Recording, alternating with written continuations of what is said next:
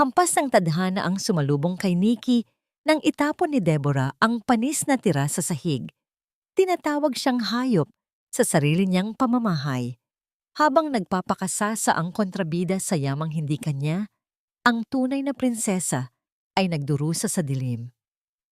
Ngunit sa pagdating ng isang estranghero, ang bawat latay ay magiging lakas. Sino ang tunay na may utang na loob? At kailan magsisimula ang pagpaniningil ng isang pusong nawasak? Kabanata 1.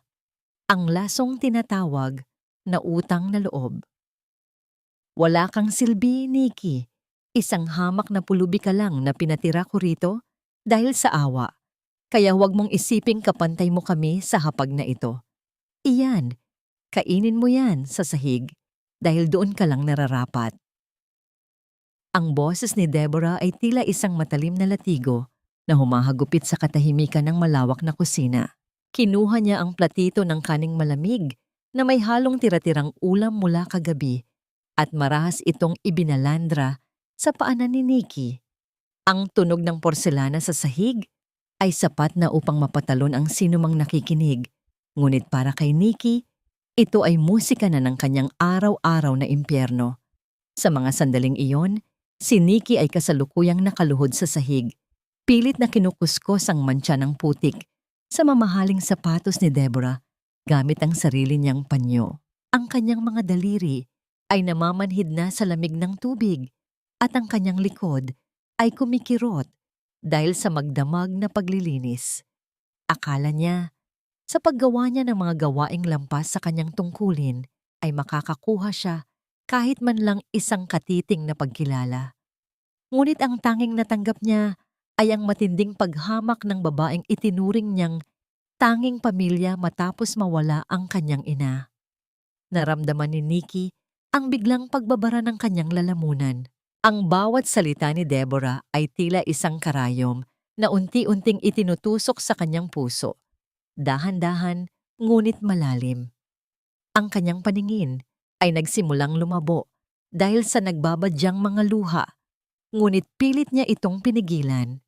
Alam niyang kapag pumatak ang isang luha, mas lalong magagalit ang kanyang amo. Ang kanyang mga kamay, na dati ay malambot at puno ng pangarap, ngayon ay magaspang na at puno ng sugat mula sa matatapang na kemikal na panlinis. Napakuyom siya sa kanyang basahan, nararamdaman ang mabilis na pagtibok ng kanyang puso na tila gustong kumawala sa kanyang dibdib. Ang lahat ng pamilyar na amoy sa kusinang yon, ang bango ng bagong luto na kape para kay Deborah at ang linis ng paligid ay biglang naging mabaho at nakakasulasok sa kanyang pangamoy. Pakiramdam niya ay liliit siya ng liliit hanggang sa maging isang anino na lamang na madaling tapakan. Bakit ba kailangang maging ganito kabigat ang presyo ng pagkupkop sa kanya? Sapat na ba ang isang bubong sa itaas ng kanyang ulo upang bayaran ang bawat piraso ng kanyang dangal na unti-unting dinudurog ni Deborah? Ano pang hinihintay mo? Ubusin mo yan! Utos muli ni Deborah habang marangyang humihigop ng kanyang kape. Ang takong ng kanyang sapatos ay idiniin sa dulo ng daliri ni Nikki. Opo, ma'am. Mahinang sagot ni Nikki. Ang boses ay tila galing sa ilalim ng lupa. Sa bawat subo niya ng malamig na kanin habang nakayuko sa sahig, isang tanong ang paulit-ulit na umaalingaw-ngaw sa kanyang isipan na tila isang sumpa. Ito na ba ang itinakdang hangganan ng aking buhay?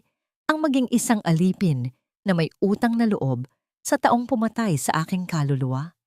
Nabalik lamang ang diwa ni Nikki nang makarinig siya ng mabibigat na yabag ng sapatos na gawa sa dekalidad na balat, papasok sa direksyon ng kusina. Ang bawat hakbang ay may kasamang awtoridad at bigat na hindi pamilyar sa bahay na iyon. Isang estranghero ang nakatayo sa may pinto. Isang lalaking naka-Amerikana na may mga matang tila nakakabasa ng pinakamalalim na lihim.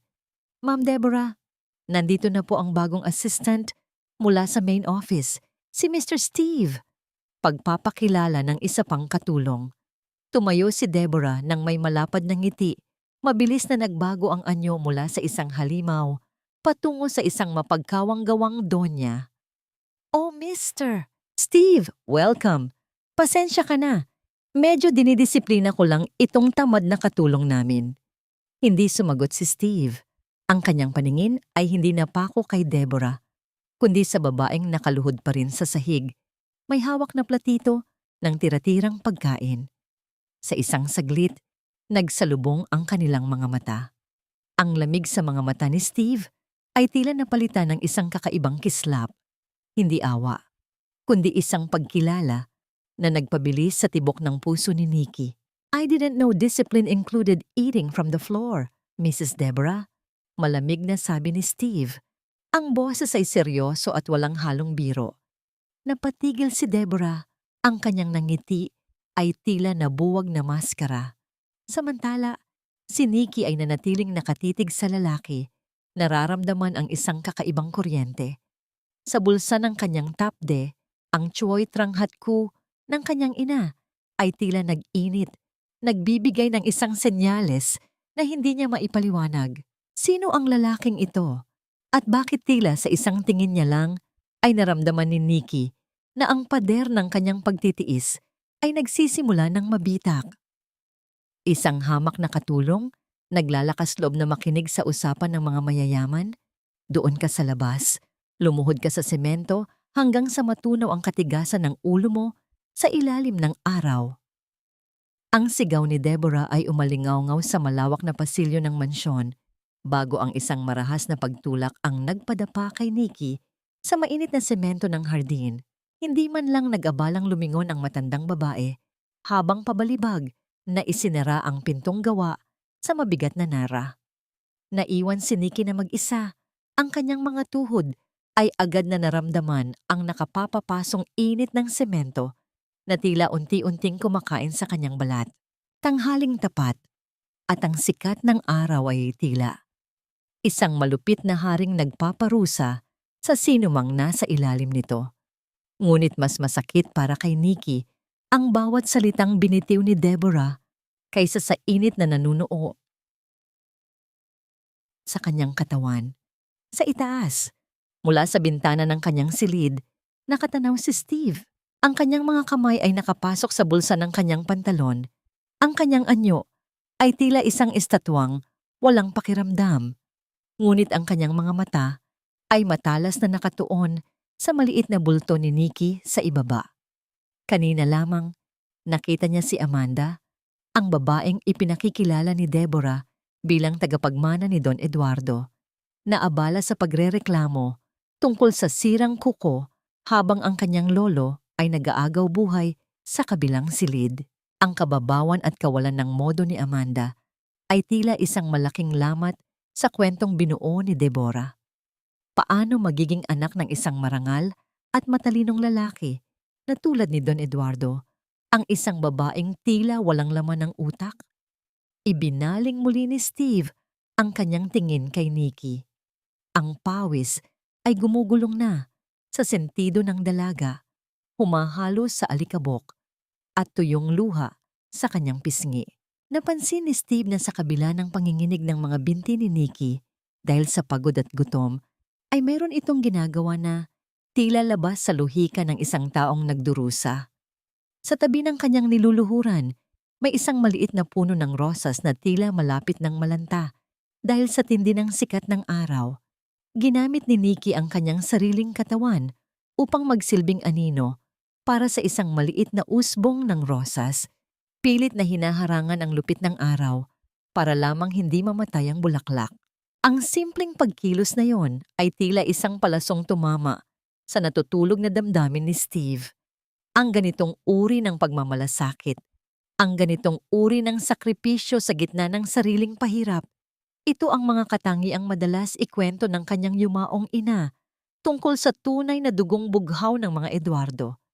Ang kanyang puso na binalot niya ng yelo para sa kanyang misyon ng paghihiganti ay nakaramdam ng isang munting bitak. Isang malalim na buntong hininga ang kumawala sa kanyang dibdib habang iniisip ang isang sunog na piraso ng papel na nakuha niya mula sa basurahan ni Deborah kaninang umaga.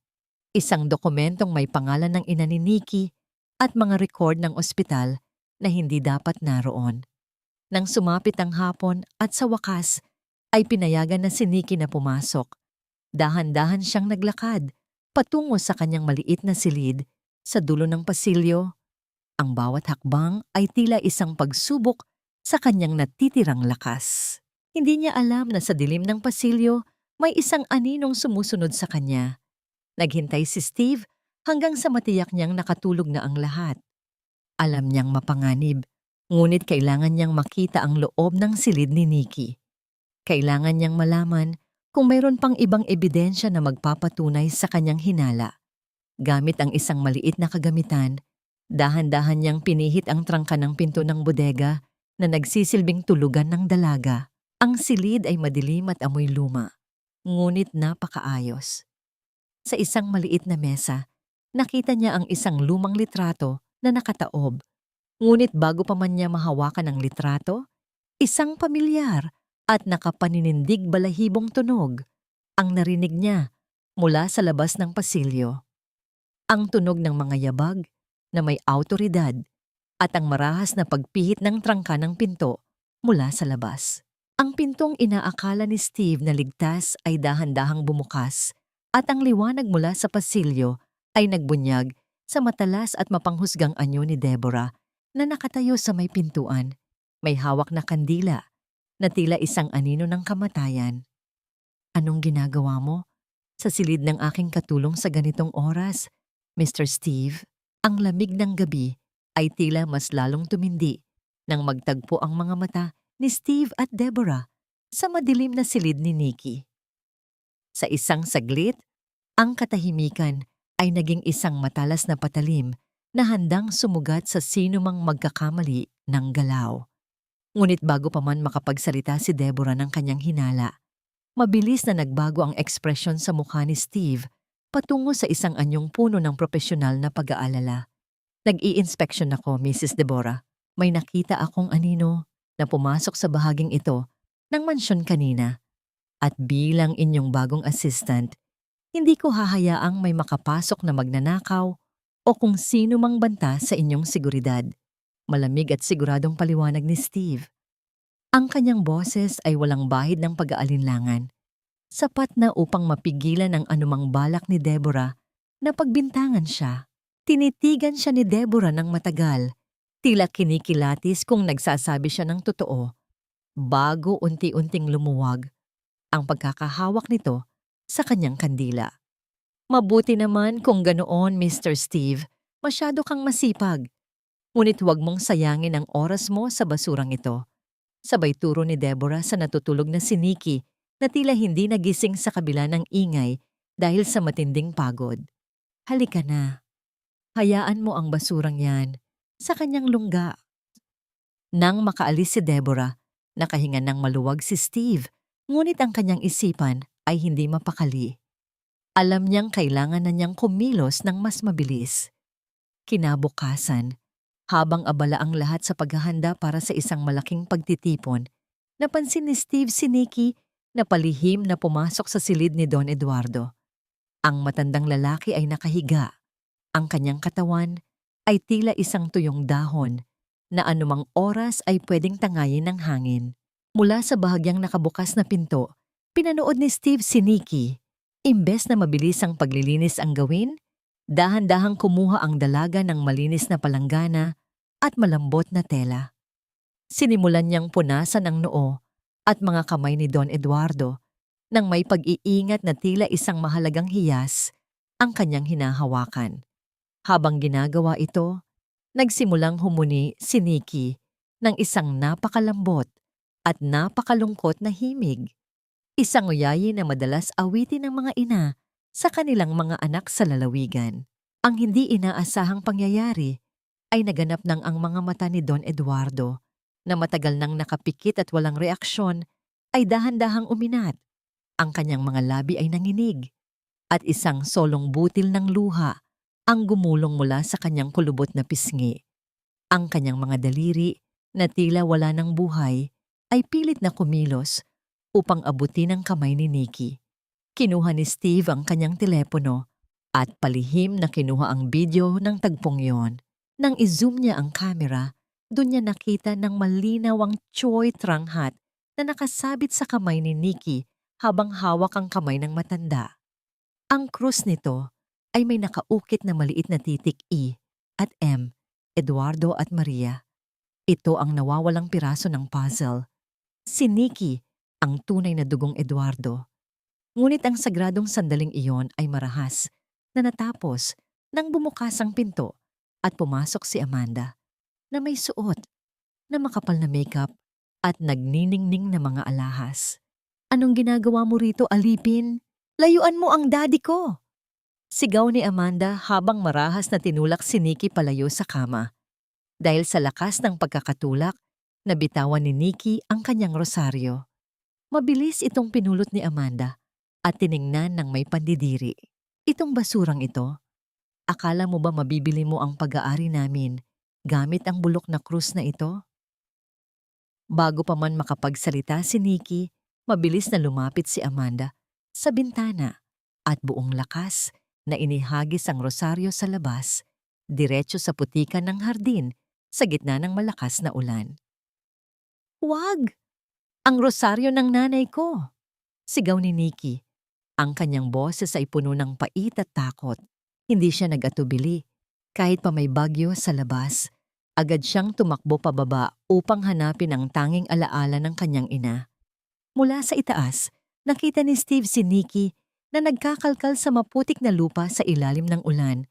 Ang kanyang mga kamay ay puno na ng putik at sugat mula sa mga tinik ng rosas. Ngunit hindi siya tumitigil sa pag-iyak at paghahanap.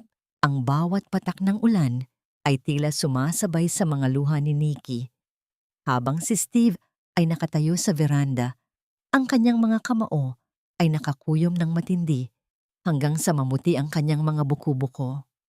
Ang galit sa kanyang dibdib ay mas matindi pa sa bagyong nagaganap sa labas.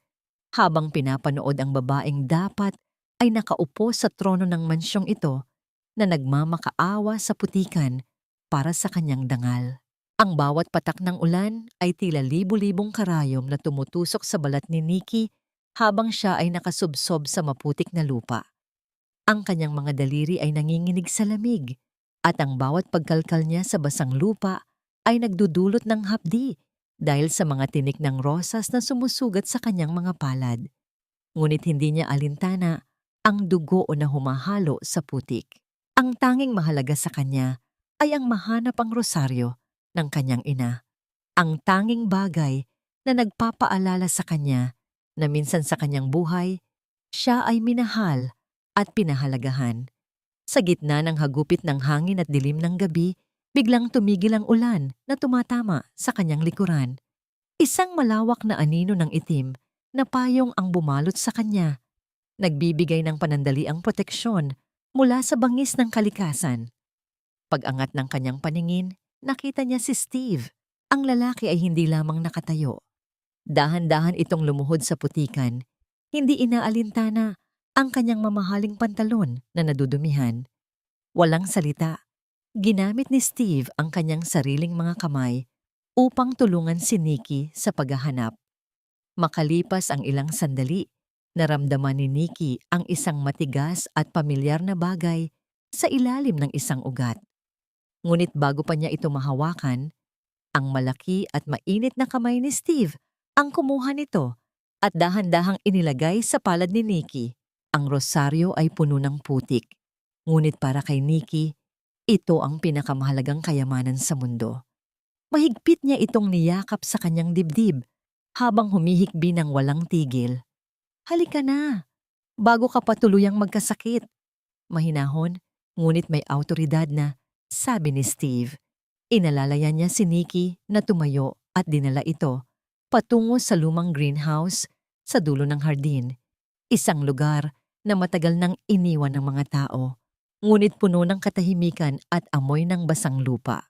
Sa loob ng greenhouse, ang tunog ng ulan na tumatama sa mga salamin sa itaas ay naglikha ng isang himig na tila naghihiwalay sa kanila mula sa malupit na mundo sa labas. Kumuha si Steve ng isang malinis na panyo at dahan-dahang kinuha ang mga kamay ni Nikki. Napasinghap ang dalaga sa hapdi nang madampi ang tela sa kanyang mga sugat. Ngunit ang marahan at maingat na pagkilos ni Steve ay tila isang gamot na nagpapahinahon sa kanyang nanginginig na katawan. Sa gitna ng madilim at tahimik na silid, tanging ang malalim na paghinga ni Steve ang naririnig ni Nikki.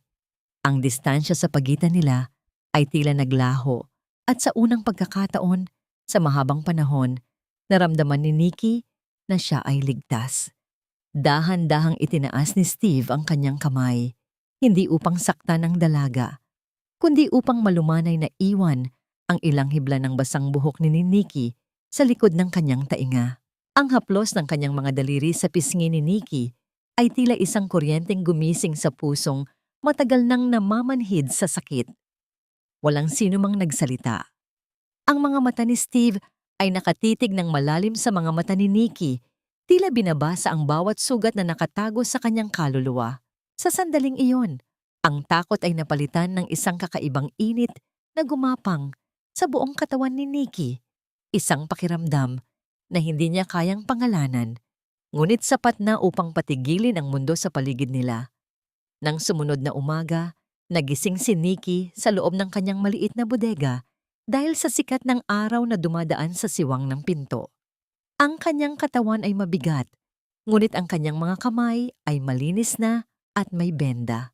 Pag-angat niya ng kanyang unan upang itago ang kanyang rosaryo, may nakita siyang isang maliit na puting kahon ng gamot at isang kapirasong papel. Ang sulat kamay ay maayos at matalas. Huwag mong hayaang madumihan ng dugo mo ang mansyong ito. Magpagaling ka. Isang munting ngiti ang sumilay sa mga labi ni Nikki habang binabasa ang mensahe. Kahit na tila malamig ang mga salita, alam niyang may nagmamalasakit sa kanya sa likod ng mga anino.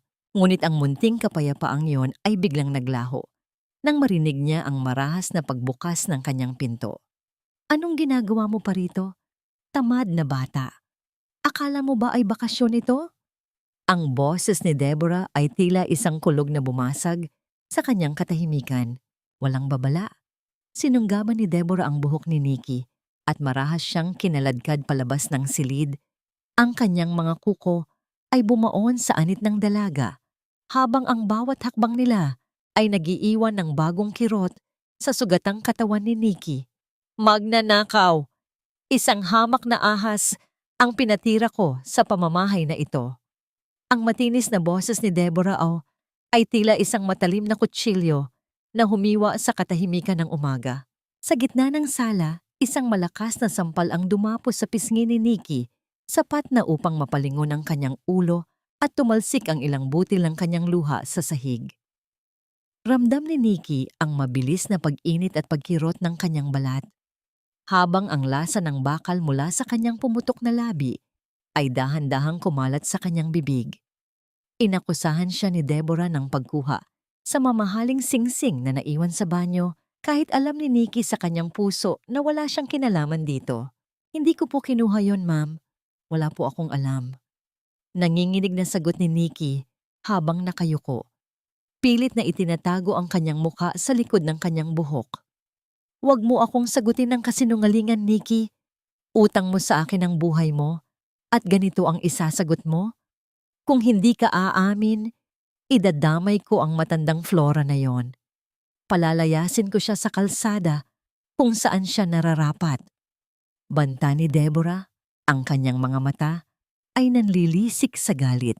Dahil sa takot para kay Tita Flora, ang tanging tao na nagpakita sa kanya ng kabutihan, napaatras si Nikki at napatitig sa kawalan.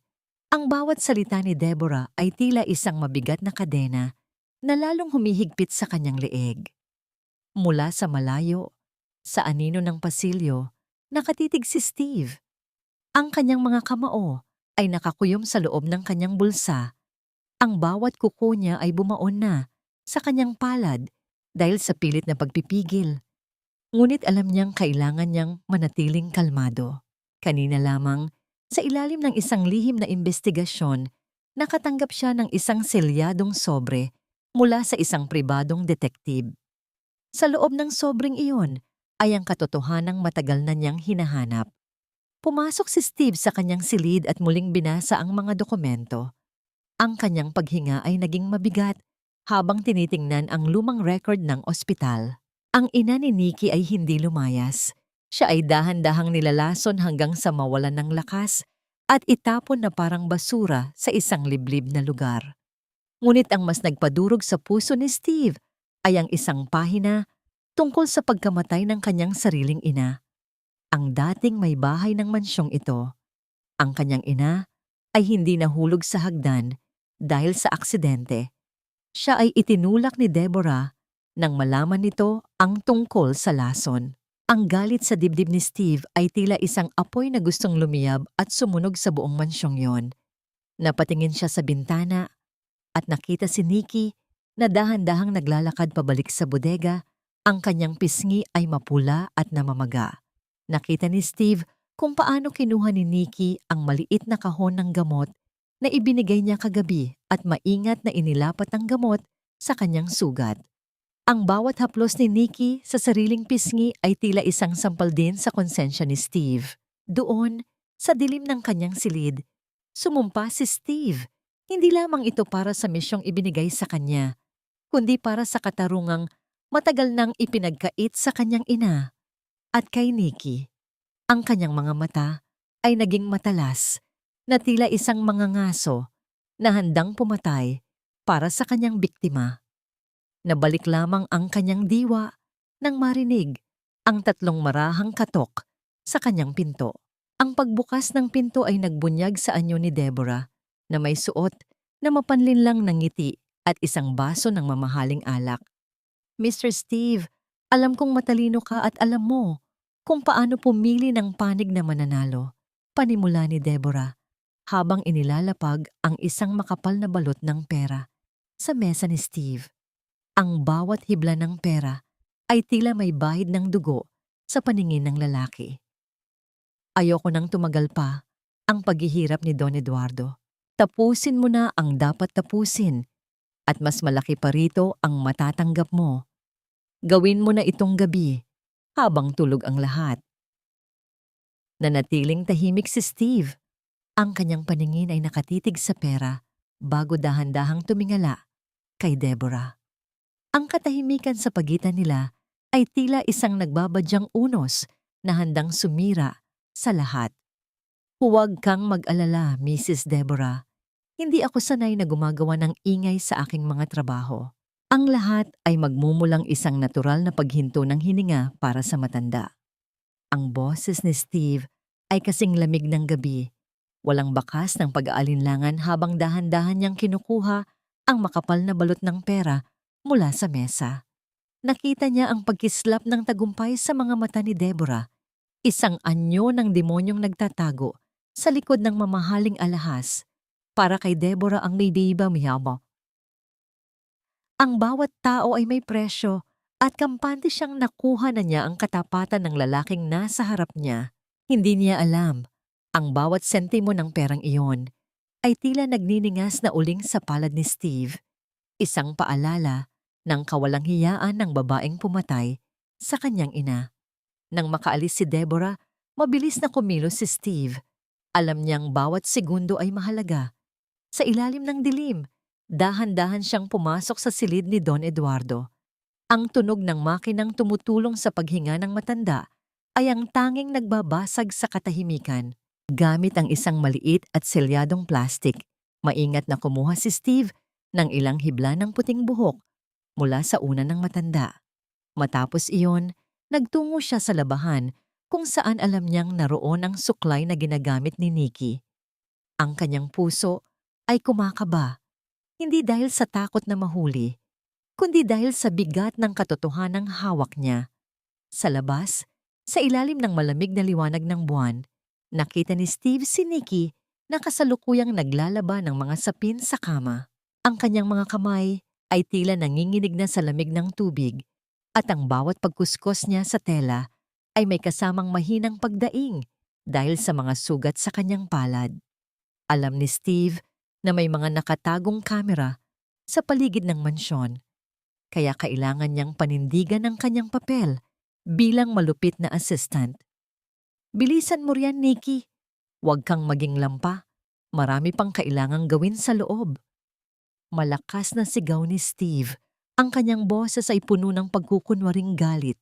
Kung hindi mo matatapos yan, bago magmadaling araw, huwag kang aasang makakakain ka bukas. Napatigil si Nikki. Ang kanyang mga mata ay napuno ng gulat at sakit sa narinig. Hindi niya akalain na ang lalaking nagbigay sa kanya ng gamot kagabi ay magagawa siyang sigawan ng ganoon. Ngunit bago pa man siya makasagot, lumapit si Steve sa kanya at marahas na hinila ang balisong ng laban. Sa isang mabilis na pagkilos na hindi makikita ng kamera, isang maliit na bagay ang pinalusot ni Steve sa bulsa ng top din ni Nikki. Ayusin mo ang trabaho mo. Bulong ni Steve sa isang tono na tila nagbabanta. Ngunit ang kanyang mga mata ay nangungusap ng ibang kahulugan. Nang makaalis si Steve, nanginginig na kinapa ni Nikki ang kanyang bulsa. Isang maliit at makulay na balot ng candy ang nakuha niya. Sa gitna ng dilim at lamig, dahan-dahan niyang binuksan ang candy at inilagay sa kanyang bibig. Ang tamis nito ay tila isang yakap na nagpapainit sa kanyang nanlalamig na katawan. Isang munting ngiti ang sumilay sa kanyang mga labi habang pinapanood ang anino ni Steve na naglalakad palayo. Ramdam ni Nikki na sa likod ng bawat masakit na salita ay may isang lihim na pangakong hindi siya pababayaan ng lalaki. Lumipas ang ilang oras at ang buong mansyon ay nabalot na ng nakabibinging katahimikan. Ngunit sa silid ni Nikki, ang katahimikan ay bumasag nang biglang bumukas ang pinto ng walang tunog. Si Tita Flora, ang matandang cook, ay hulas na hulas ang muka habang may hawak na isang baso ng gatas. Ang kanyang mga kamay ay nanginginig ng matindi, tila may nakitang multo. "Nikki, anak, gisising!" Bulong ni Tita Flora, ang kanyang boses ay puno ng sindak. Inutusan ako ni Deborah na dalhin ito sa silid ni Don Eduardo. Ngunit, nakita ko siya, Nikki. Nakita ko siyang may inihalo na puting pulbos dito habang akala niya ay walang nakatingin.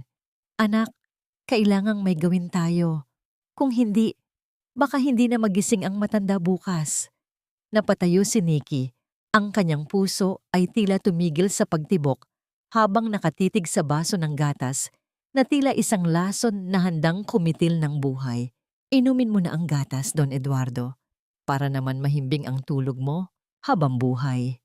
Ang bulong ni Deborah ay tila isang malamig na hangin na dumaan sa silid habang matalim siyang nakatitig sa matandang wala ng kalaban-laban. Sa tabi ng pintuan, nakatayo si Nikki. Hawak ang nanginginig na tray kung saan nakapatong ang baso ng gatas. Ang puting likido ay tila nagniningning sa ilalim ng dilaw na ilaw ng silid. Ngunit para kay Nikki, ito ay tila sariwang dugo na handang kumitil ng buhay. Ang bawat tibok ng kanyang puso ay tila isang tambol na bumbasag sa kanyang dibdib sa tindi ng kaba at takot. "Ano pang hinihintay mo, Nikki? Ipainom mo na yan sa kanya." Utos ni Amanda habang nakataas ang kilay. Ang kanyang mga mata ay puno ng pagmamadali at kawalan ng pasensya. Naramdaman ni Nikki ang panunuyo ng kanyang lalamunan. Alam niya ang panganib na naghihintay sa kanya kapag hindi niya sinunod ang utos, ngunit mas matindi ang takot sa kanyang konsensya kung hahayaan niyang mamatay ang matandang lalaki na tila naging tanging sandigan ng kanyang damdamin sa bahay na ito. Ang kanyang mga binti ay tila gawa sa gatas sa lambot habang dahan-dahang lumalapit sa kama ni Don Eduardo. Sa isang mabilis at hindi inaasahang pagkilos, bago pa man madampi ang baso sa labi ng matanda, sadyang pinatid ni Nikki ang sariling paa sa gilid ng kama. Ang baso ay bumagsak sa sahig, nagkakawatak-watak ang mga porselana at kumalat ang gatas sa makapal na alpombra. Ang tunog ng pagkabasag ay tila isang pagsabog sa loob ng napakatahimik na silid. "Anong ginawa mo, tanga ka?" Sigaw ni Deborah. Ang kanyang mukha ay namula sa matinding galit. Hindi nakasagot si Nikki, na natili siyang nakayuko habang nanginginig ang buong katawan. Walang babala. Kinuha ni Deborah ang isang Gaydon Golf na nakasandal sa sulok at buong lakas na inihampas ito sa likuran ni Nikki. Ang bawat hampas ay tila humihiwa sa hangin bago marahas na lumalapat sa manipis na damit ng dalaga. Naramdaman ni Nikki ang matinding hapdi na tila sinusunog ang kanyang balat, ngunit kinagat niya ang kanyang labi hanggang sa dumugo upang hindi makapagsalita ng anumang daing. Wala kang kwenta. Mas mabuti pang mamatay ka na lang. Patuloy na sigaw ni Deborah habang patuloy sa paghampas. Biglang bumukas ang pinto at pumasok si Steve. Ang kanyang anyo ay tila isang pader na humarang sa pagitan ni Deborah at Nikki. Tama na po, Mrs. Deborah. Huwag ninyong dungisan ang inyong mga kamay sa basurang ito. Ako na ang bahala sa kanya. Itatapon ko siya sa bodega at doon ko siya tuturuan ng leksyon na hindi niya malilimutan. Mabilis na hinablot ni Steve ang braso ni Nikki. Ang kanyang pagkakahawak ay tila mahigpit, ngunit sadyang hindi bumabaon sa balat ng dalaga. Kinaladkad niya si Nikki patungo sa madilim at lumang bodega sa likod ng mansyon nang masiguro niyang wala nang nakakakita sa kanila. Binitawan ni Steve si Nikki at mabilis na isinara ang pinto. Sa loob ng madilim na bodega, ang tanging maririnig ay ang mabilis na paghinga ni Nikki at ang mahinang tunog ng ulan sa labas. Walang babala. Niyakap ni Steve si Nikki nang napakahigpit. Ang kanyang mga braso ay tila isang kuta na nagpoprotekta sa dalaga mula sa lahat ng sakit ng mundo. Inihilig ni Steve ang kanyang ulo sa balikat ni Nikki. Nararamdaman ang panginginig ng dalaga. Patawad. Patawad. Dahil kailangan kong gawin ito para protektahan ka. Bulong ni Steve. Ang kanyang boses ay puno ng pait at pagsisisi. Kaunti na lang, Nikki. Malapit na tayong makalaya sa impyernong ito. Sa gitna ng kadiliman, naramdaman ni Nikki ang init ng katawan ni Steve na tila nagpapawi sa lahat ng lamig at hapdi na kanyang nararamdaman. Ang bawat luhang pumatak sa kanyang pisngi ay tila hinuhugasan ang lahat ng kanyang takot. Sa unang pagkakataon, naramdaman ni Nikki na hindi siya mag-isa sa labang ito. Ngunit ang katahimikan ng gabi ay biglang bumasag nang mag-vibrate ang telepono sa bulsa ni Steve. Isang maikling mensahe ang bumungad sa kanya mula sa lab. The DNA results are in. 99% match. Subject is the biological daughter of Don Eduardo. Kasabay ng pagbasa niya sa mensahe, isang malakas na tunog ng sirena ng pulis, ang unti-unting lumalakas mula sa labas ng tarangkahan ng mansyon, bumbasag sa katahimikan ng gabi, at nagdadala ng isang bagong banta. O baka naman ang katarungang matagal na nilang hinihintay. Iposas niyo ang mamamatay taong yan. Sinubukan niyang lasunin ang sarili niyang amo. Ang sigaw ni Deborah ay tila isang malakas na kulog na yumanig sa buong bodega. Habang nakatayo sa may pintuan, ang kanyang daliri ay nakaturo kay Nikki na tila isang hatol ng kamatayan.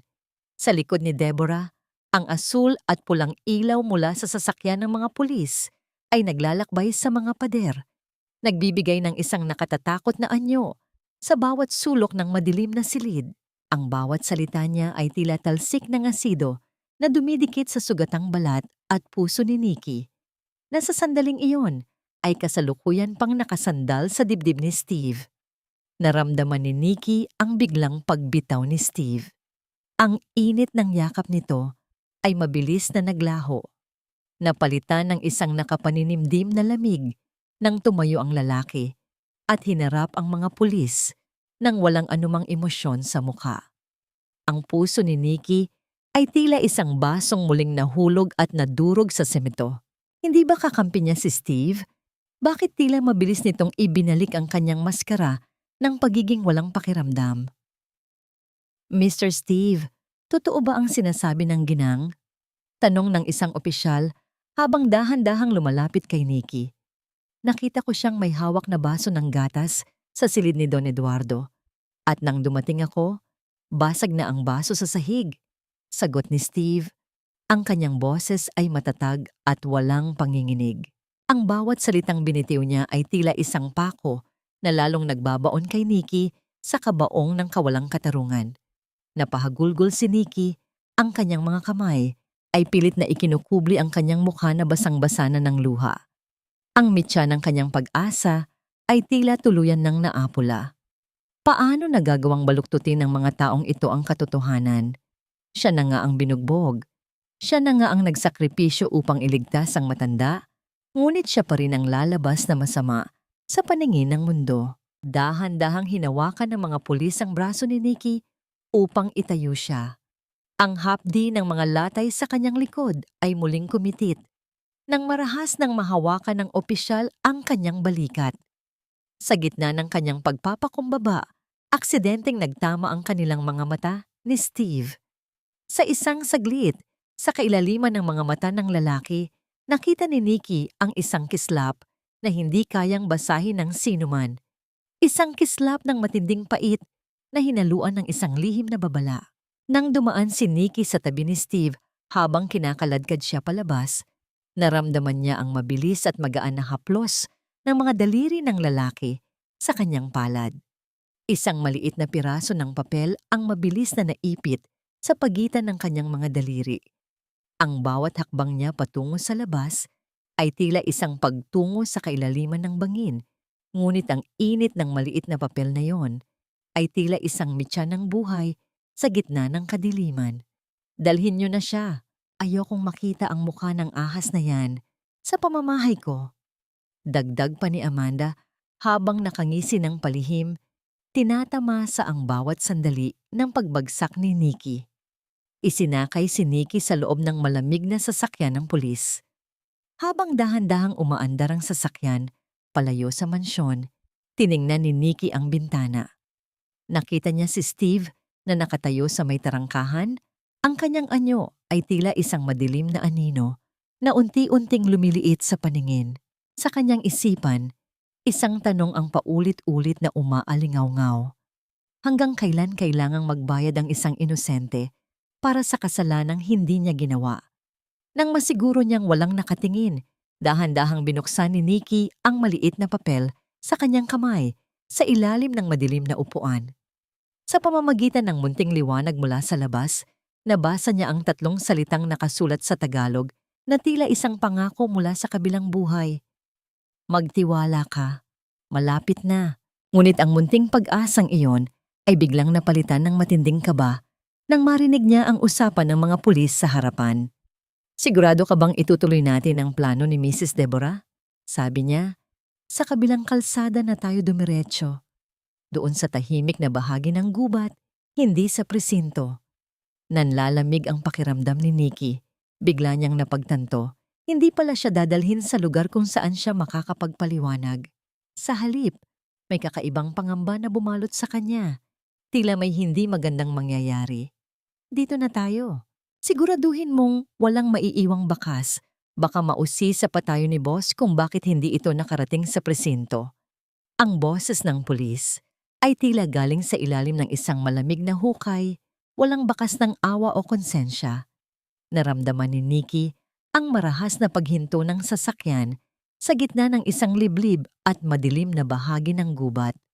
Ang tanging liwanag ay nagmumula sa mga bituin sa itaas, na tila mga matang nakamasid sa paparating na trahedya. Ang bawat kaluskos ng mga tuyong dahon sa labas ay tila isang babala na ang kanyang hiram na buhay ay malapit ng bawiin ng mga taong dapat ay nagtatanggol sa kanya. Kinaladkad si Nikki palabas ng sasakyan. Ang kanyang mga paa ay sumasayad sa magaspang na lupa at mga batuhan. Ang hapdi ng mga latay sa kanyang likod ay muling nag-alab nang mahawakan ng pulis ang kanyang sugatang balikat. Sa gitna ng dilim, naramdaman ni Nikki ang malamig na dulo ng baril na idiniin sa kanyang sentido. Napapikit siya. Ang kanyang puso ay tila isang ibon na pilit kumakawala sa isang masikip na hawla. Sa kanyang isipan, naglakbay ang mga huling sandali ng kanyang ina. Ang pait, ang sakit at ang pangungulila na tila magpapatuloy sa kanyang sariling kamatayan. Diyos ko, patawad po sa lahat. Kayo na po ang bahala sa kanila. Bulong ni Nikki. Ang bawat salita ay may kasamang pait at luha. Hinawakan niya ng mahigpit ang rosaryo sa loob ng kanyang palad. Nararamdaman ang bawat ukit ng krus na tila nagbibigay sa kanya ng huling lakas. Ngunit bago pa man madurog ang kanyang mundo, isang nakasisilaw na liwanag mula sa isang sasakyan ang biglang bumulaga sa kanila. Ang tunog ng pagpreno ng isang mabilis na sasakyan ay lumikha ng makapal na alikabok sa tuyong lupa. Mula sa loob ng sasakyang yon, lumabas ang isang anyo na tila isang anghel na naglalakad sa gitna ng impyerno. Si Steve! Ibigay niyo sa akin ang babae. Nagbago ang isip ni Mrs. Deborah. Malamig na utos ni Steve, ang kanyang boses ay puno ng awtoridad na hindi matatanggihan. Gusto niyang siya mismo ang tumapos sa kanya pagkatapos niyang makuha ang huling impormasyong kailangan niya. Nagtama ang mga mata ni Steve at ng mga pulis. Ang tensyon sa pagitan nila ay tila isang kuryenteng handang sumabog. Pagkatapos ng ilang sandali ng pag-aalinlangan, binitawan ng pulis si Nikki at itinulak ito patungo kay Steve.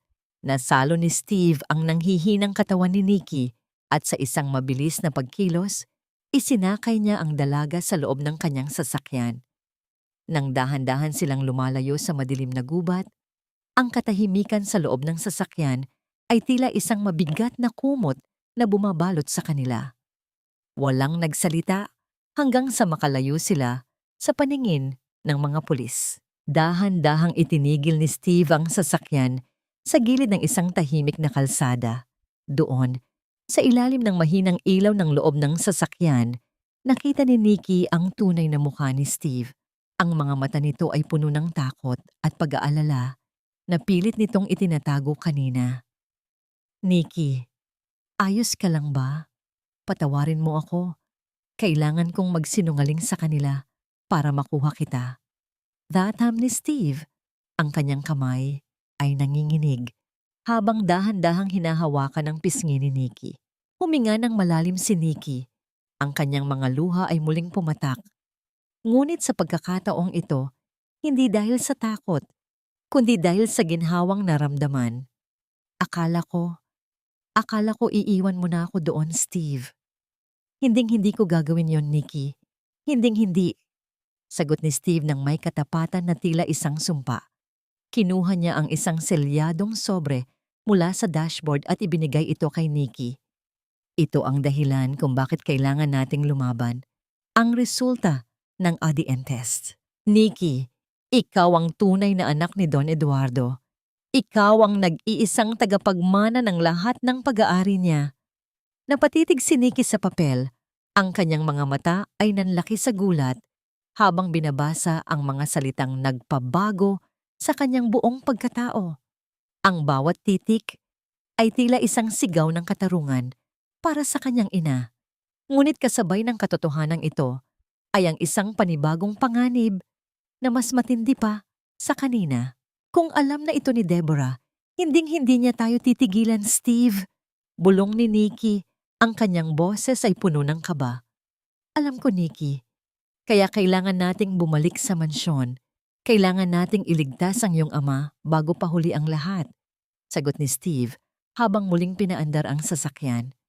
Ngunit bago yon, may kailangan kang malaman tungkol sa aking ina. At kung bakit tayo magkasama sa laban na ito. Hindi lang ikaw ang biktima sa bahay na yan, Nikki. Ang nanay ko, siya ang dating mayordoma ni Don Eduardo bago pa dumating ang demonyong si Deborah. Ang boses ni Steve ay nanginginig. Isang bagay na hindi pa nakikita ni Nikki mula nang makilala niya ang lalaki. Sa loob ng sasakyang nakatabi sa gilid ng madilim na kalsada, ang tanging liwanag ay ang mula sa dashboard na nagbibigay ng malungkot na anino sa mukha ni Steve.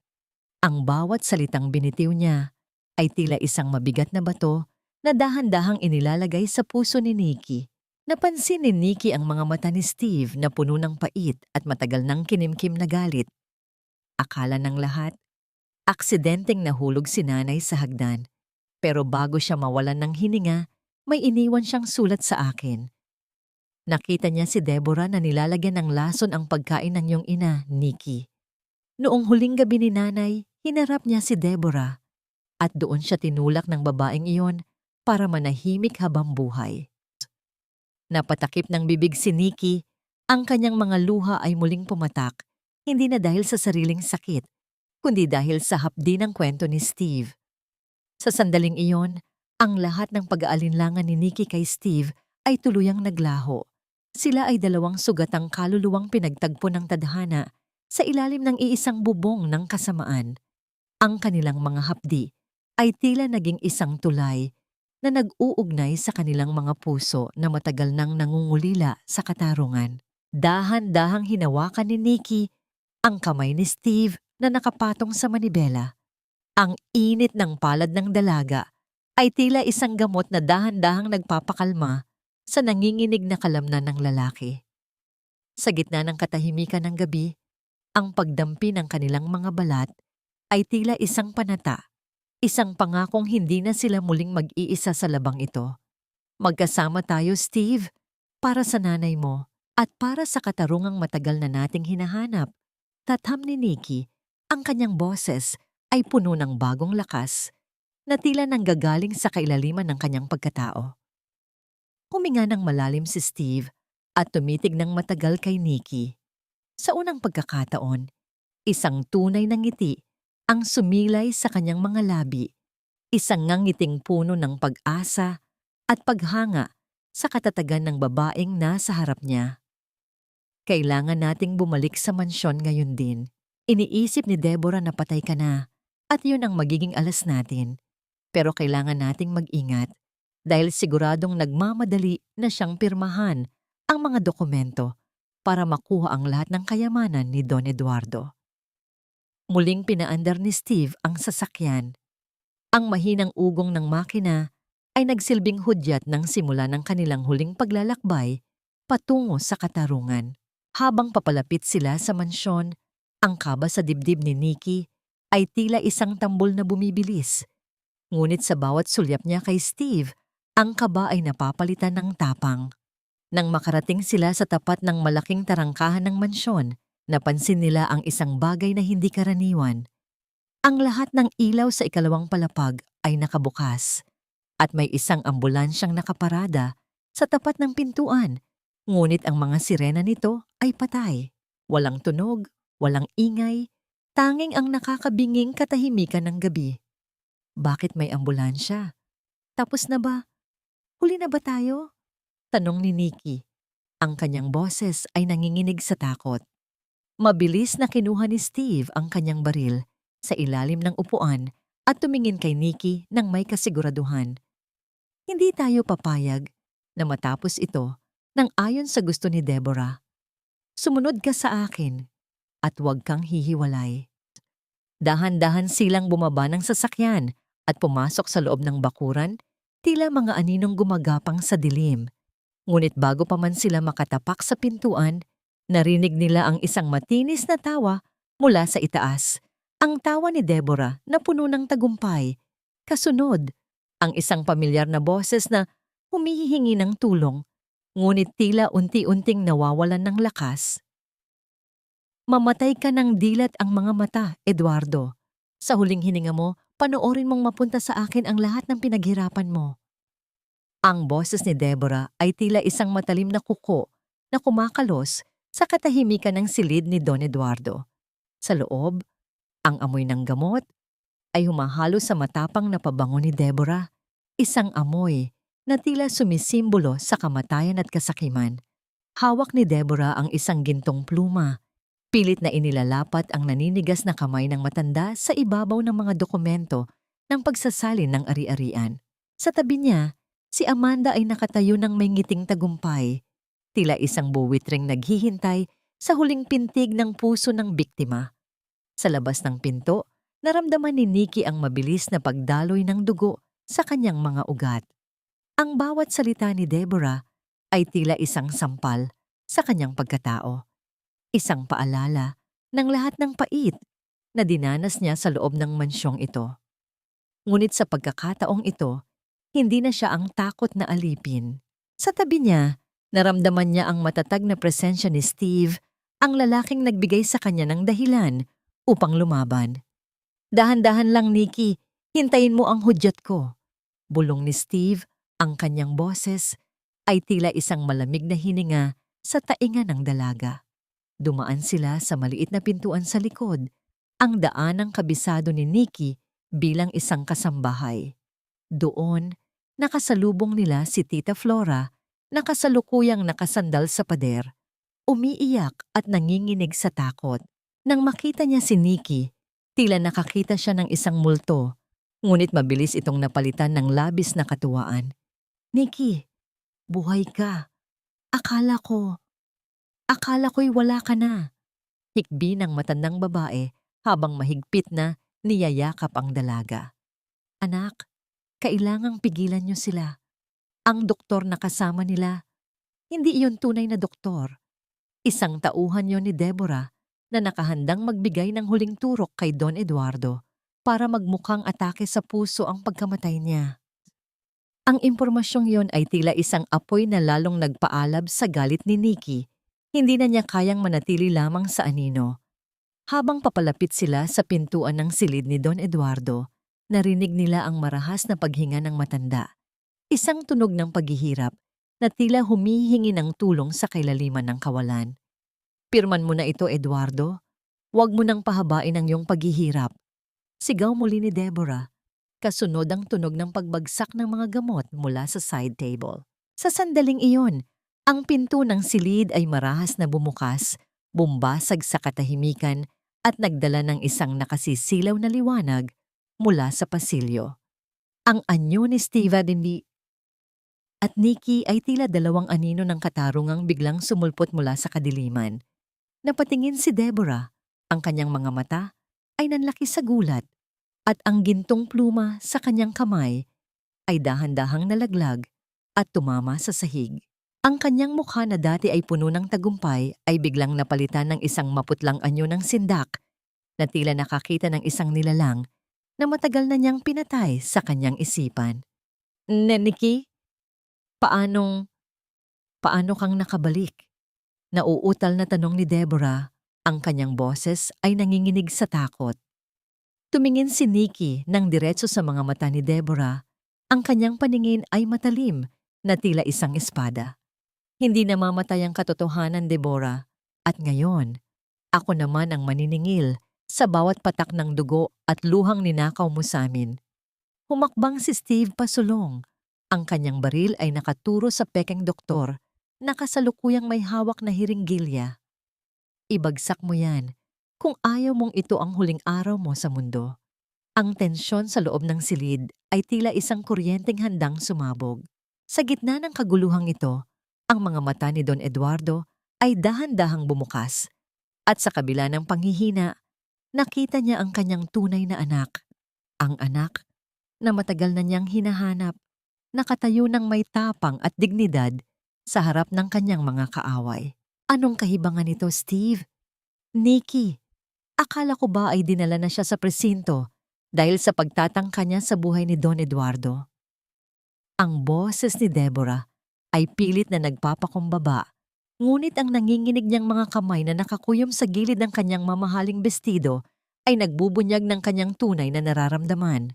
Sinubukan niyang ibalik ang anyo ng isang inosenteng ginang, isang biktima ng sitwasyon, habang ang kanyang mga mata ay mabilis na humahanap ng paraan upang makatakas sa bitag na kanyang kinasadlakan.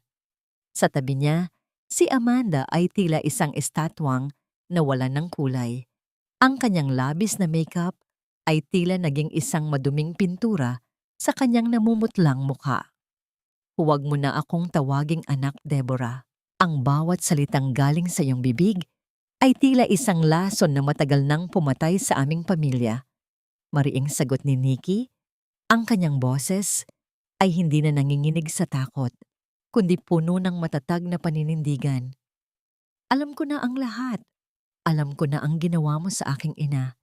At alam ko rin na ikaw ang nag-utos sa mga pulis na patayin ako sa kalsada. Isang mapait na tawa ang kumawala sa mga labi ni Deborah. Isang tunog na puno ng pangungutya na tila isang huling hininga ng isang demonyong nasusukol. At sa tingin mo ba, ay maniniwala ang sino man sa isang hamak na katulong na tulad mo? Sino ka ba?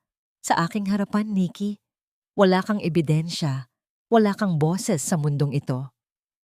Humakbang pasulong si Steve. Ang kanyang anyo ay tila isang pader ng katarungan na hindi matitinag. Inilabas niya ang selyadong sobre mula sa kanyang bulsa at buong lakas na ibinalandra ito sa harap ni Deborah. Ang tunog ng papel na tumama sa kama ay tila isang pagsabog sa loob ng napakatahimik na silid. Mayroon kaming ebidensya, Deborah. Ang resulta ng ADN test ni Nikki at Don Eduardo. Ang video ng paglalagay mo ng lason sa gatas ng matanda. At higit sa lahat, ang testimonya ng mga pulis na nahuli namin kanina. Malamig na sabi ni Steve, ang kanyang mga mata ay nanunuot sa kaluluwa ni Deborah. Tapos na ang laro mo. Ang lahat ng yamang ninakaw mo ay babalik na sa tunay na nagmamay-ari. Naramdaman ni Nikki ang mabilis na pagtibok ng kanyang puso habang nakatitig sa kanyang ama na kasalukuyang nakahiga.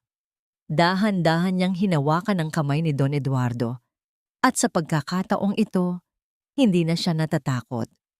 Ang init ng kamay ng kanyang ama ay tila isang kuryenteng nagbibigay sa kanya ng lakas upang harapin ang huling unos. Daddy, nandito na po ako. Hindi na po nila kayo muling masasaktan. Bulong ni Nikki. Ang kanyang mga luha ay muling pumatak. Ngunit sa pagkakataong ito ay mga luha ng katarungan at pag-asa. Nanlaki ang mga mata ni Deborah nang makitang dahan-dahang gumalaw ang mga labi ni Don Eduardo. Pilit na binibigkas ang pangalan ng kanyang tunay na anak. Ang sindak sa mukha ni Deborah ay napalitan ng isang desperadong galit. Sa isang mabilis na pagkilos, sinubukan niyang hablutin ang hiringgilya mula sa kamay ng pekeng doktor upang iturok ito sa sarili niyang leeg o kay Don Eduardo. Ngunit mabilis siyang napigilan ni Steve. Ang tunog ng pagbagsak ni Deborah sa sahig ay tila isang huling hudyat ng kanyang pagbagsak mula sa trono ng kasamaan. Dalhin niyo na sila! Utos ni Steve sa mga tunay na alagad ng batas na kanina pa nakatago sa labas ng pintuan. Ang tunog ng paglalapat ng mga posas sa mga kamay ni Deborah at Amanda ay tila isang musika ng katarungan sa pandinig ni Nikki. Habang kinakaladkad palabas ang mag-ina, ang mga sigaw at pagmumura ni Deborah ay unting humina sa pasilyo. Hanggang sa ang tanging marinig na lamang ay ang mahinahong tunog ng makinang tumutulong sa paghinga ni Don Eduardo. Ngunit sa gitna ng katahimikan, naramdaman ni Steve ang isang kakaibang panginginig sa kanyang bulsa. Ang kanyang telepono ay muling tumunog, isang mensahe mula sa kanyang lihim na impormante na nagpabilis sa kanyang tibok ng puso. Steve, may isa pang lihim na hindi niyo pa alam. Ang ari-arian ni Don Eduardo ay hindi lamang nakapangalan kay Nikki. May isang dokumentong itinago si Deborah na nag-uugnay sa pagkamatay ng iyong ina at sa isang malaking utang na maaaring magpabagsak sa kumpanya ngayon din. Nagtama ang mga mata ni Steve at Nikki. Ang tagumpay na inaakala nilang hawak na nila ay tila isang mitya ng bagong panganib na handang sumira sa lahat ng kanilang pinaglaban. Akala nyo ba ay tapos na ang lahat? Pinatalsik nyo man ako sa pamamahay na ito. Sisiguraduhin kong wala kayong matatira, kundi mga abuting pader at utang na kikitil sa inyong dangal. Ang halakhak ni Deborah habang kinakaladkad siya ng mga pulis ay tila isang sumpa na bumasag sa panandaliang katahimikan ng mansyon. Kahit may mga posas na sa kanyang mga kamay, ang kanyang anyo ay hindi kakikitaan ng pagsisisi, kundi ng isang madilim na tagumpay na tila isang huling talsik ng lason bago siya tuluyang mawala sa paningin. Ang bawat salita niya ay tila isang marahas na hampas sa dibdib ni Nikki na sa sandaling iyon ay kasalukuyang nakahawak pa rin sa nanghihinang kamay ni Don Eduardo. Nang tuluyan ng maglaho ang tunog ng sirena ng pulis sa kalayuan, naiwan ang isang nakabibinging katahimikan sa loob ng silid. Tumingin si Steve sa kanyang telepono. Ang kanyang mukha ay tila naging isang estatwang gawa sa yelo. Ang mensaheng natanggap niya ay hindi lamang isang babala. Ito ay isang katotohanang handang lumamon sa lahat ng kanilang pinaghirapan. Ano yon, Steve? Anong ibig sabihin ni Deborah? Tanong ni Nikki. Ang kanyang boses ay puno ng kaba habang dahan-dahang tumatayo mula sa gilid ng kama ng kanyang ama. Nikki, bago pa man tayo dumating dito, naisagawa na ni Deborah ang kanyang huling plano. Ginamit niya ang pirma ni Don Eduardo sa mga huwad na dokumento upang kumuha ng dambuhalang utang sa bangko gamit ang kumpanya at ang mansyong ito bilang collateral. At ang perang iyon, inilipat na niya sa isang account sa ibang bansa na hindi natin maaring makuha ng madali. Paliwanag ni Steve, ang kanyang boses ay puno ng pait. Sa madaling salita, ang kumpanya ay nasa bingit ng pagbagsak at ang mansyong ito ay maaaring kunin ng bangko anumang oras.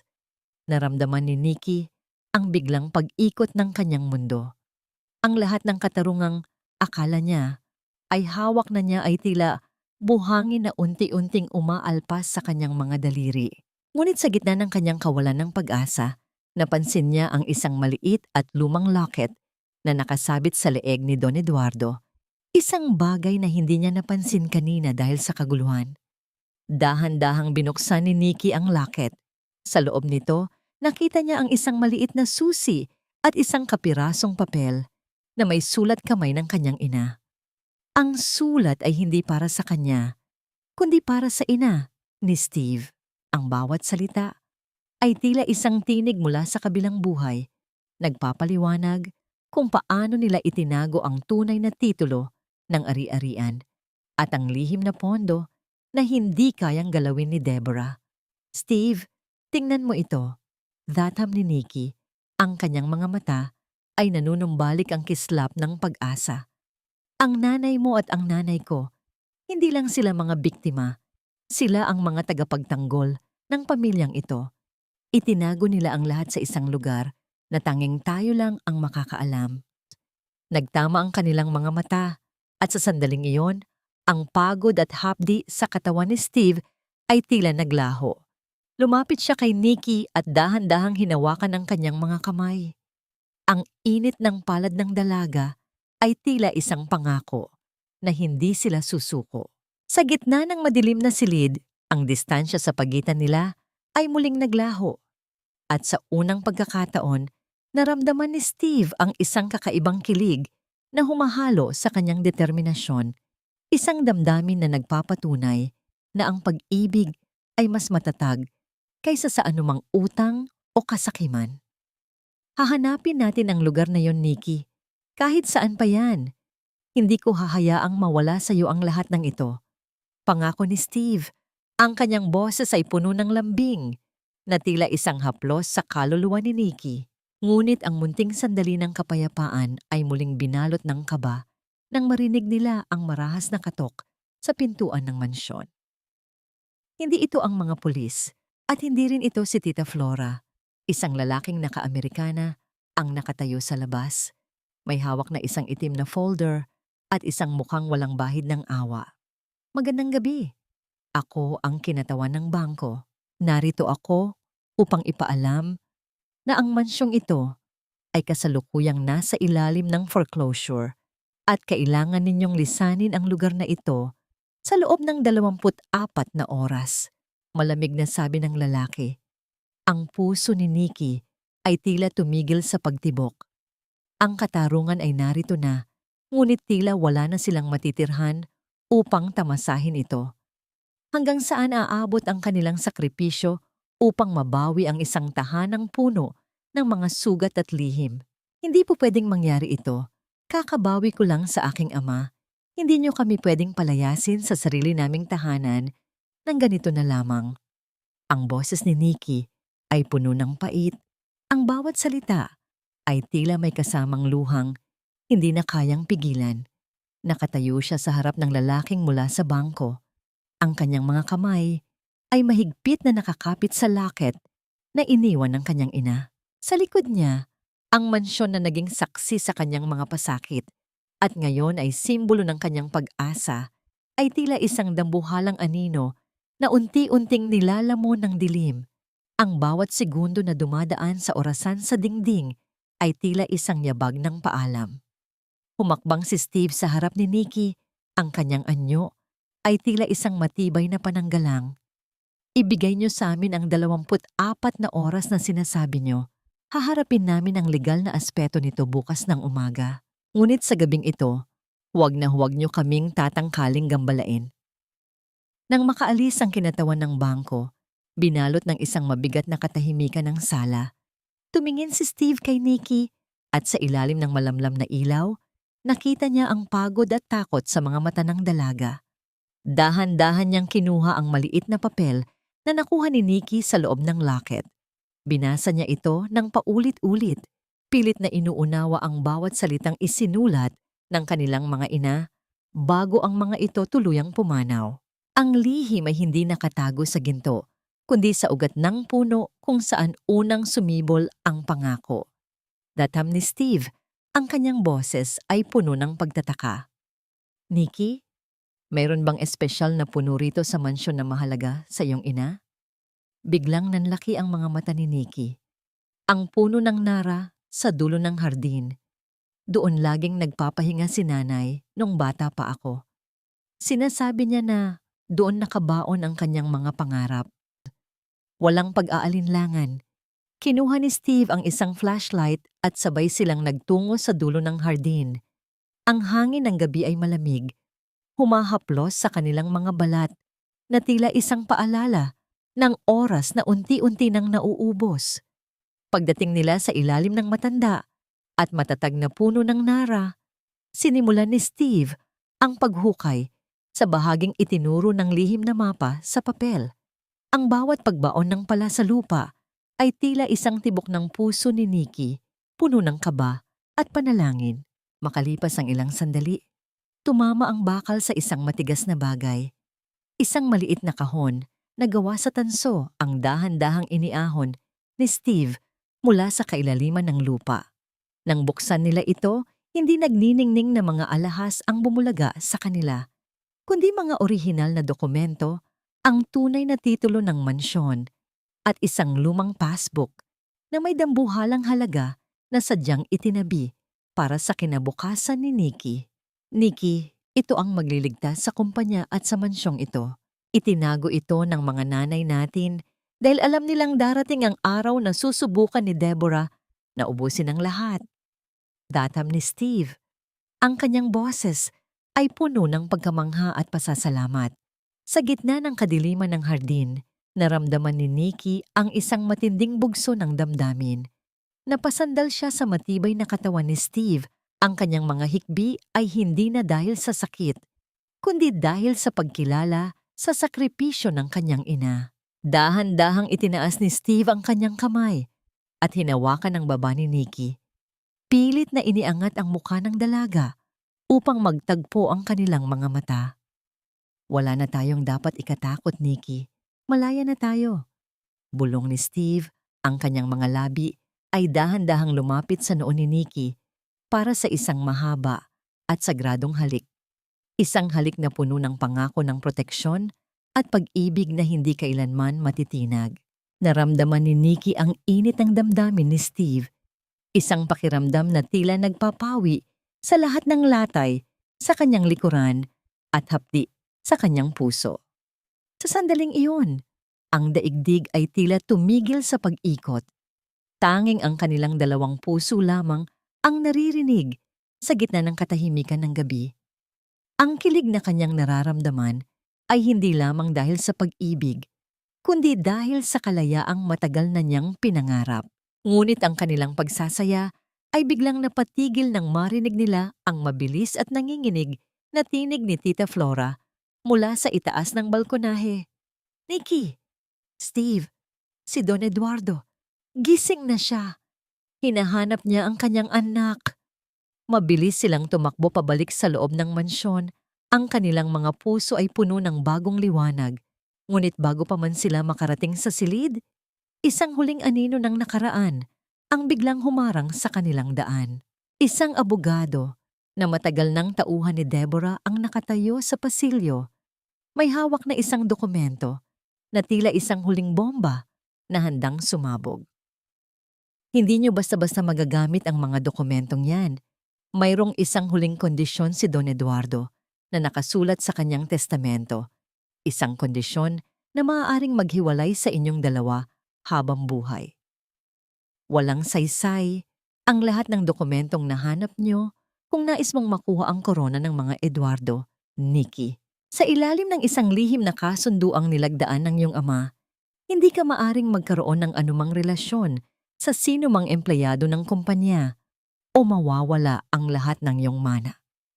Ang boses ng abogado ay tila isang malamig na hampas ng hangin na bumasag sa panandaliang kaligayahan sa loob ng pasilyo. Habang nakatayo sa harap ni Steve at Nikki, ang kanyang mukha ay tila isang maskarang gawa sa bato. Walang bahid ng awa habang iwinawagayway ang isang dokumentong may selyo ng kapangyarihan. Ang bawat salita niya ay tila isang lason na dahan-dahang pumapatay sa mitya ng pag-asa na kapapausbong pa lamang sa puso ni Nikki. Naramdaman ni Nikki ang biglang panlalamig ng kanyang mga kamay. Ang kanyang puso ay tila isang basong muling nahulog at nadurog sa semento. Lumingon siya kay Steve, ang kanyang mga mata ay puno ng pait at katanungan. Bakit ba kailangang palaging may kapalit ang bawat piraso ng katarungan? Bakit kailangang pumili siya sa pagitan ng kanyang ama at ng lalaking nagligtas sa kanyang kaluluwa? Hindi. Hindi totoo iyan.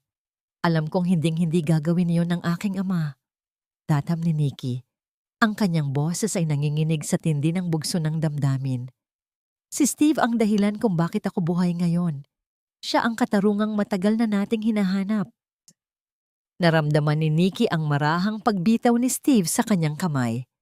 Ang init na kanina lamang ay nagbibigay sa kanya ng lakas, ay tila dahan-dahang umaalpas.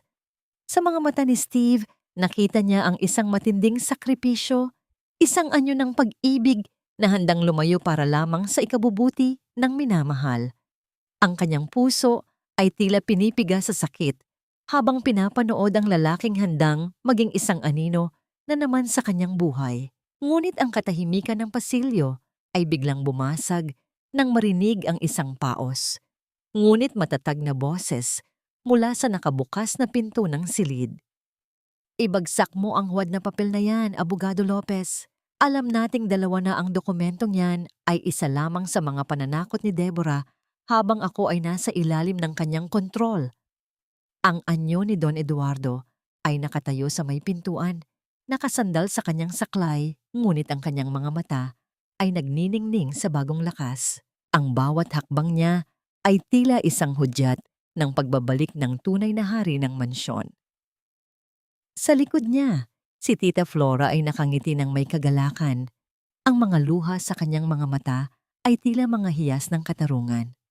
"Daddy!" sigaw ni Nikki habang mabilis na tumatakbo patungo sa kanyang ama. Ang kanilang yakap ay tila isang pagsasama ng lahat ng mga taon ng pangungulila at sakit.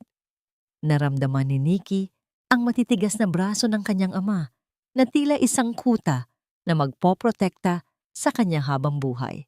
Tumingin si Don Eduardo ng matalim sa abogado. "Umalis ka na bago ko patawagin ang mga pulis para sa panibagong kaso ng falsification. Ang aking anak ay malayang mahalin ang sino mang nais niya, lalo na ang lalaking nagligtas sa aming dalawa mula sa kuko ng mga demonyo." Nang makaalis ang abogado ng may kahihiyan, binalot ng isang mainit na katahimikan ang buong mansyon. Lumapit si Don Eduardo kay Steve at inabot ang kanyang kamay. Isang mahigpit na pagkakamay na tila isang pagkilala sa katapatan at tapang ng lalaki. "Salamat, Steve. Salamat sa pag-aalaga sa aking anak." Tatam ni Don Eduardo. Ang kanyang boses ay puno ng emosyon. "Mula ngayon, hindi ka na empleyado rito. Ikaw ay pamilya." Lumipas ang mga oras at ang sikat ng araw ng madaling araw ay dahan-dahang sumilay sa bintana ng hardin. Nakatayo si Nikki at Steve sa ilalim ng puno ng nara, ang lugar kung saan natagpuan ang kanilang kaligtasan. Ang hangin ay sariwa humahaplos sa kanilang mga mukha na tila isang basbas mula sa kabilang buhay. Nikki, hindi ko alam kung paano sisimulan ang bagong buhay na ito. Datham ni Steve habang dahan-dahang hinahawakan ang mukha ng dalaga. Pero ang alam ko lang, hinding-hindi ko na muling bibitawan ang kamay mo. Ngumiti si Nikki, isang ngangiting puno ng katarungan, pag-asa at pag-ibig. Dahan-dahan niyang inihilig ang kanyang ulo sa balikat ni Steve. Nararamdaman ang bawat tibok ng puso nito na tila isang himig ng tagumpay. Sa gitna ng katahimikan ng umaga, ang lahat ng latay sa kanyang likod at hapdi sa kanyang puso ay tila dahan-dahang naghihilom, hinuhugasan ng liwanag ng isang bagong simula. Ang mansyon na dati ay kulungan ng mga lihim at sakit ay naging isang tahanan ng katarungan at pag-asa. At sa ilalim ng sikat ng araw, ang sugatang puso ni Nikki ay sa wakas ay nakatagpo ng kanyang tunay na kapayapaan sa piling ng lalaking naging kanyang anghel sa gitna ng impyerno. Lumipas ang 6 na buwan mula nang ang mansyon ng mga Eduardo ay nabalot ng dilim at kasakiman. Ngayon, ang bawat sulok ng malawak na tahanan ay tila humihinga na ng bagong buhay. Ang amoy ng luma at maamag na bodega ay napalitan ng bango ng mga sariwang bulaklak ng kampupot at sitsirika na nakatanim sa bawat bintana. Wala na ang matitinis na sigaw ni Deborah na dati ay nagpapatalon sa kaba ng mga kasambahay. Ang tanging naririnig na lamang ay ang mahinahong tugtugin mula sa lumang piano at ang masayang tawanan ni Tita Flora habang nagluluto sa kusina. Isang kusinang hindi na kailanman magiging lugar ng pagpapakumbaba para kay Nikki. Sa loob ng isang malamig na selda sa labas ng lungsod, si Deborah at Amanda ay kasalukuyang nagbabayad sa kanilang mga kasalanan. Ang kanilang marangyang buhay ay tuluyan ng naglaho, napalitan ng bawat araw ng pagsisisi at kahihiyan. Para kay Nikki, ang galit na dati ay sumusunog sa kanyang puso, ay dahan-dahang napalitan ng isang malalim na pait na hinaluan ng habag. Hindi dahil sa kinalimutan na niya ang lahat, kundi dahil napagtanto niya na ang pinakamatinding parusa para sa mga taong sakim ay ang makita ang kanilang sariling pagbagsak, habang ang kanilang biktima ay namumuhay ng may dangal at pag-ibig. Anak, tingnan mo ang mga rosas. Tila sumasabay sila sa iyong ngiti ngayong umaga. Tatam ni Don Eduardo, habang dahan-dahang naglalakad sa hardin. Bit-bit ang kanyang saklay, ngunit ang kanyang tindig ay puno na ng sigla. Dahan-dahang lumapit si Nikki sa kanyang ama at inalalayan ito sa ilalim ng puno ng nara. Ang bawat haplos ni Nikki sa braso ng kanyang ama ay tila isang gamot na patuloy na nagpapahilom sa mga latay ng nakaraan. Sa bawat tingin nila sa isa't isa, naroon ang pangako na hindi na muling magkakahiwalay ang kanilang mga puso. Ang katarungan ay nakamit na nila, hindi lamang sa pamamagitan ng batas, kundi sa pamamagitan ng pagpapanumbalik ng tunay na kahulugan ng pamilya. Salamat, Daddy. Salamat dahil binigyan niyo ako ng pagkakataong makilala ang tunay kong sarili. Sagot ni Nikki. Ang kanyang boses ay puno ng kapayapaan. Nabalik lamang ang kanilang diwa nang marinig ang tunog ng sasakyang pumasok sa tarangkahan. Si Steve. Lumabas ang lalaki. Mula sa sasakyan, bit-bit ang isang bungkos ng mga puting rosas at isang mukhang puno ng katuwaan. Mula nang maging katuwang siya ni Nikki sa pagpapatakbo ng kumpanya, ang bawat araw nila ay tila isang pahina ng isang kwentong puno ng pag-asa. Dahan-dahang lumapit si Steve kay Nikki at iniabot ang mga bulaklak. Ang pagdampi ng kanilang mga daliri ay tila isang kuryenteng nagpapaalala sa kanila ng gabing malamig sa ilalim ng ulan, ang gabing naging simula ng kanilang walang hanggang pangako. Hindi na tayo kailangang magtago sa dilim, Nikki. Tatam ni Steve, ang kanyang mga mata ay nagniningning sa pag-ibig. Ang bawat sugat na natanggap natin ay naging mga bituin na gagabay sa atin patungo sa kinabukasan. Inihilig ni Nikki ang kanyang ulo sa balikat ni Steve habang pinapanood nila ang sikat ng araw na dahan-dahang lumulubog sa likod ng mansyon. Sa sandaling iyon, ang tatlong mahahalagang katanungan ay sa wakas ay nakatagpo ng kasagutan. Nagawa na bang magpatawad ni Nikki?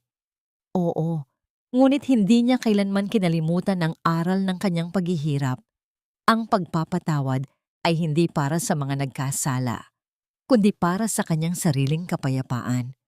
Sila ba ay nakatagpo na ng tunay na katahimikan? Sa piling ng bawat isa, ang bawat gabi ay hindi na puno ng takot kundi ng pasasalamat. At ang pinakamahalagang aral na naiwan sa puso ng bawat nakarinig ng kanilang kwento, ang tunay na kayamanan ay hindi nasusukat sa ginto o kapangyarihan, kundi sa katatagan ng isang pusong nanatiling mabuti sa kabila ng dambuhalang kawalang katarungan. Ang tadhana ay tila isang malaking bilog. Ang bawat patak ng luha ay naging hamog na nagpadilig sa mga tuyot na pangarap ni Nikki. At sa huli, ang dating hamak na kasambahay ay naging reyna ng sarili niyang buhay.